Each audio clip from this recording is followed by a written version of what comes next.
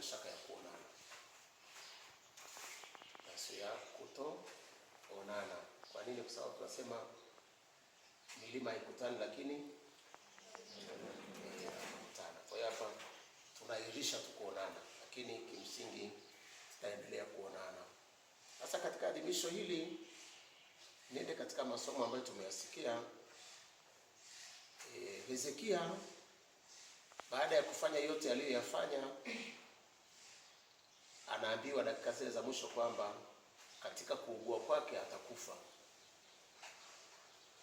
Bila shaka alishtuka, akijua ya kwamba sasa mambo yote yamekwisha au yanakwisha, na bila shaka alijua sababu yake ni nini. Na mimi nafikiri labda pia hata kama asingeambiwa angekufa tu, kwa sababu hatukuumbwa kuishi milele. Ila sasa nafikiri alipoambiwa aliona kama nakatizwa, angependa kuendelea kufanya nini? Kuishi. Na ndio maana alipoambiwa akalia, akasema hayo ambayo tumeyasikia. Ni wazi alikuwa anaugua, na ndio maana baadaye akaambiwa akafanya kitu fulani utapona. Bila shaka alifanya, kwa sababu hakuna katika somo la leo haikusemwa alipoweka alipona, lakini bila shaka alipona kwa sababu alikuwa maagizo ya Mungu. Sasa tunalojifunza hapo ni hili kwamba yale mambo ambayo tunafikiri kwamba yawezekani yanawezekana. Kibinadamu mara nyingi sana tunafikiri haiwezekani, hatutafika. Lakini kwa neno la leo inawezekana. Na hii tunasoma pia katika kitabu cha Mwanzo sura ya 18. Sura ya 18 kwamba ni jambo gani gumu ambalo nisiloliweza. Sura ya 18 aya 14. Jambo gani gumu nisiloliweza? Kwa Mungu yote yanawezekana. Lakini pia Injili ya Luka sura ya 1 ya 37 nasema hakuna jambo lisilowezekana kwa nani? Kwa Mungu. Haya yalikuwa maneno ya mama Bikira Maria. Kwa hiyo nyinyi mnaohitimu, mnakoenda huko, mambo sio mchezo. Mambo tofauti kabisa na huko chuo. Huko chuoni ulikuwa unapewa vocha, unatumwa hela, ukipiga kelele kidogo na tayari watu wanashtuka huko, wanalia, wanakimbizana ili kule jamaa sijinyonge. Kila kitu at least kwa namna fulani au nyingine ukupata exactly 100%, lakini ulikuwa unasikiwa. Sasa ngoja utaenda nyumbani, nampigia nani simu? Hakuna. Sawa, watakaoendelea kukusupport watakusupport, ambao watasema okay, sasa wewe ni mmoja wetu, kwanza ungepaswa kuwa umejenga nyumba, kwanza ungepaswa kufanya hivi, lakini bahati mbaya ukufanya hivyo, kwa sababu pia na huko ulikuwa unajenga nyumba nyingine. Kwa hiyo haikuwezekana kujigawa. Msifu Yesu Kristo. Wewe amini tu kwamba katika nia njema utakazokuwa nazo zitafanikiwa ukimtegemea nani? Basi. Kumbe wito wangu kumtegemea nani? Mungu. Hezekia alipoambiwa hayo hakumwangalia tena Isaya, aligeuka akaangalia ukutani. Kuonesha yani kama regret fulani, na akalia. Na sauti yake ikamsikika kwa nani? Kwa Mungu. Na Mungu akamwambia Isaya, huoni? Jamaa amerudi, jamaa analia. Akaongezewa miaka mingapi? 15. Ile nimeshasahau 15, sio 10, 15. Miaka 15 ya kuishi zaidi. Sasa najiuliza kwa nini aliomba kuishi zaidi? Lakini bado hakuamini, akasema nitajuaje mimi? Akamwambia okay, kuna ishara nitafanya ambayo sirudi, nimesikia kwenye somo la kwanza. Na Mungu kweli alifanya hivyo, na bila shaka habari inayofuata aliendelea kuishi kwa miaka hiyo. Kwa hiyo kwa Mungu hakuna kisicho shindikana. Kisichowezekana tena. Hakuna kisicho shindikana. Yote yanafanya nini? Yanawezekana. Kwa hiyo nendeni na principle hiyo, kwa sababu ulimwengu mambo leo unataka mambo haraka haraka, na hasa katika ujana wako unataka kufaulu haraka haraka, lakini tunasema polepole ndio mwendo. Tunasema kwa Kiingereza slow but sure. Hicho. Sasa ile surety ile ni ya kumtegemea Mungu. Ila wengine watakuja na principle kwamba Mungu anachelewa, Mungu anakawia. Mtazikuta hizo. Mtazikuta. Na kwa sababu hiyo watu wanachepuka. Hapana, usichepuke hasa katika imani. baki njia kuu. Msifu Yesu Kristo.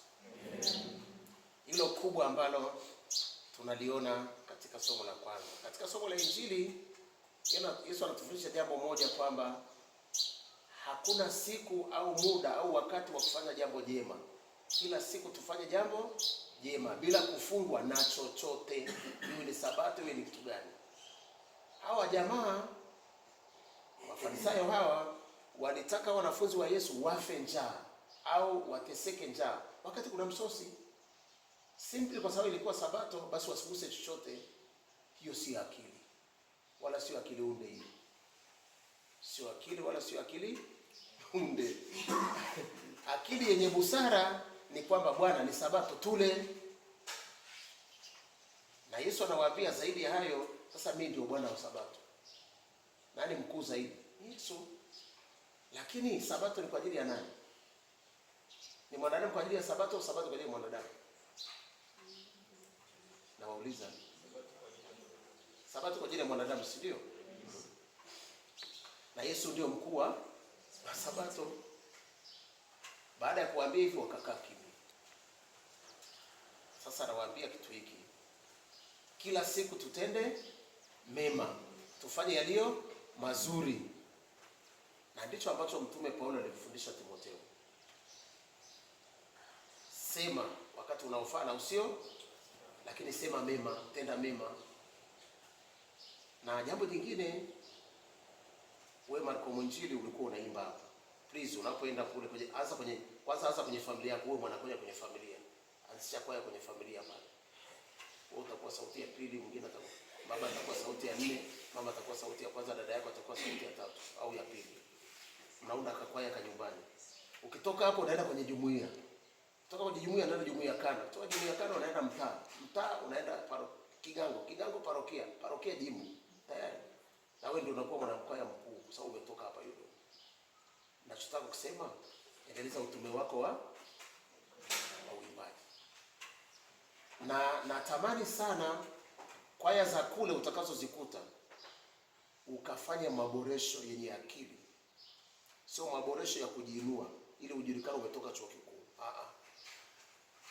Na usiseme mimi ni mhitimu. Kuna wahitimu zaidi yako ndugu yangu.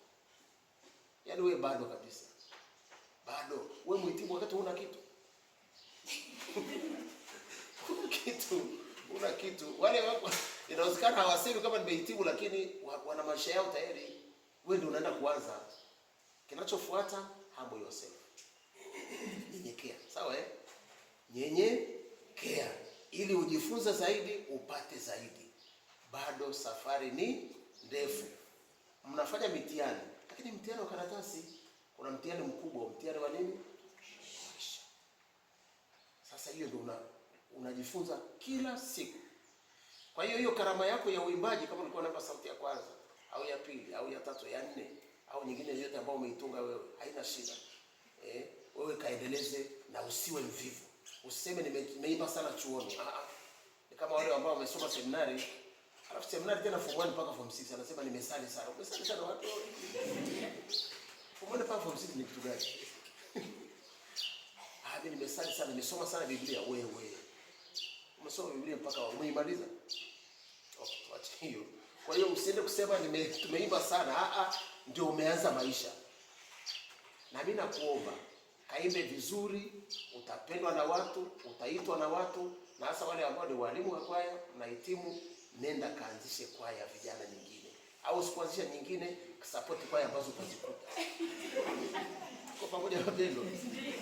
Nenda ongea na paroko, ongea na viongozi wa jumuiya, nini naseme hapa, kama kwenye jumuiya kulikuwa hamna kwaya, nenda. Sema jamani, nimekuja mimi hapa, mimi mwalimu, free of charge, sidai chochote. Na muziki nitawafundisha. Hiyo tena nzuri hiyo. Ili washe legacy kwenye familia yako au kwenye jumuiya yako. Tuko pamoja wapendwa. Wale walimu fundisheni wengine kujua nota zile solfa notation, wajue, utakuwa umewasaidia sana. Lakini sio unaenda unaanza kuvizia tena wanakwaya na nini hapo na. Kuna hapo katabia pia. Halafu ukienda kwenye hizo kwaya, please kanogeshe maisha ya kumpendeza nani? Mungu. Sio ukawe mchafuzi. Lakini nikisema mnanielewa. usiwe mchafuzi ukaitwa bwana fujo au mama fujo. Kwamba tangu aje mwanakwaya huyu kwaya yetu imeyumba. Inatakiwa tangu aje huyu tumekuwa na msimamo sana. Watu wanaimba kwa makini. Watu wanaungama mara kwa mara. Sio unaenda pale watu ndio waungami tena. Unaenda likizo. Mnaelewa lakini wapendwa. Yaani nasema mambo ambayo yaliopo na yatakayokuja. Kwa hiyo kafanye upya kwa vijana wenzako. Natamani vijana ambao wanakaa vijiweni wanacheza ile nani? Biliardo, inaitwa biliardo. Vile vipira vile kwenye ile meza, pool table, sawa? Inaitwa biliardo. Okay. Natamani ukainjilishe kule, waambie vijana acheni kucheza pool table, twende tukaimbe.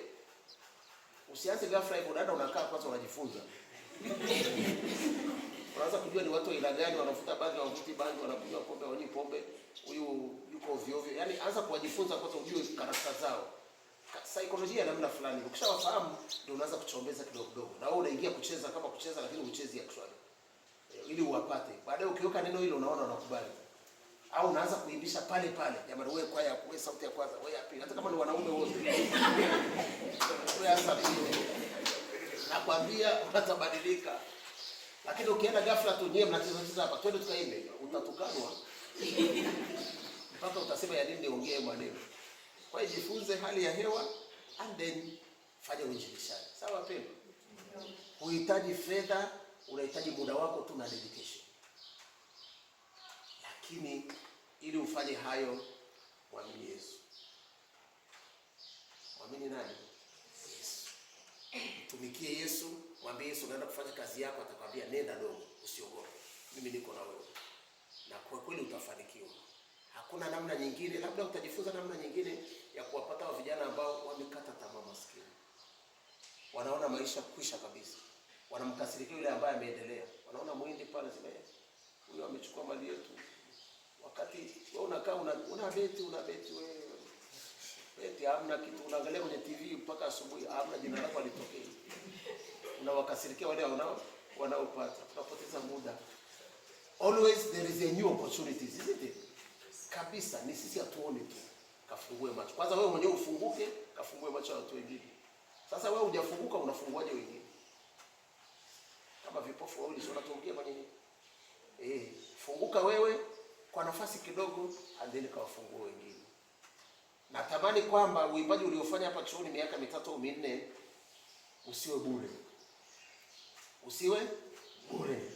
Bali ukakupe new opportunities kila siku, lakini Mungu aone kwamba ulikuwa unamtumikia kweli kwa moyo na kwa bidii, na sio ulikuwa unaimba kwa kujionyesha au kwa kupoteza muda. La hasha. Kwa hakika kwa uimbaji wako umeepuka mambo mengi tu, ni vile wewe hujui na hujaambiwa, lakini kaendelee na hiyo. Mwanakwaya ambaye ni mzuri, kwanza kila mara anaimba na moyo safi. Kwa pamoja anaimba kwa moyo safi, lakini pia anaimba kwa kumwimbia Mungu. Sio mwenyekiti, sio mwalimu wa kwaya, sio organisti. Anaimba kwa kumwimbia nani?